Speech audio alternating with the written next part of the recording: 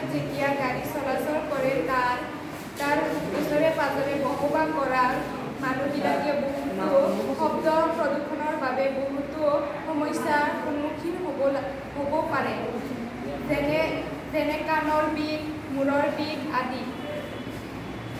সেয়ে আমি এই সমস্যাৰ পৰা পৰিত্ৰাণ পাবৰ বাবে ৰাস্তাৰ দুয়োকাষে গছ-গছনি ৰোপণ কৰিব লাগে, কিয়নো ৰাস্তাৰ কাষত থকা গছ-গছনিবোৰে 14 ডেচিমেল শব্দ শোষণ কৰে। ইয়াৰ ফলত গাঁওবাসী তথা মানুহবোৰৰ সমস্যাৰ পৰিত্ৰাণ পাব পাৰে।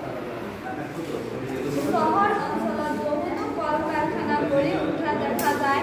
কল-কাৰখানাৰ পৰা ওলোৱা ধোঁৱাত কাৰ্বন ডাই অক্সাইড আৰু ছালফাৰ ডাই অক্সাইড থাকে, যিবোৰ বৰ বিষাক্ত, যিবোৰ গেছে আমাৰ বায়ু প্ৰদূষণ কৰে আৰু গোলকীয় উষ্ণতা বৃদ্ধি কৰে আৰু ইয়াৰ ফলত নিয়মিত বৰষুণ নহয়। ইয়াৰ পৰা আমি পৰিত্ৰাণ পাবৰ বাবে আমি যথেষ্ট পৰিমাণে গছ-গছনি ৰোপণ কৰিব লাগে, কিয়নো গছ-গছনিবোৰে বিষাক্ত গেছসমূহ শোষণ কৰে আৰু ইয়াৰ ফলত আমাৰ প্ৰাকৃতিক পৰিৱেশো সুস্থিৰ থাকিব আৰু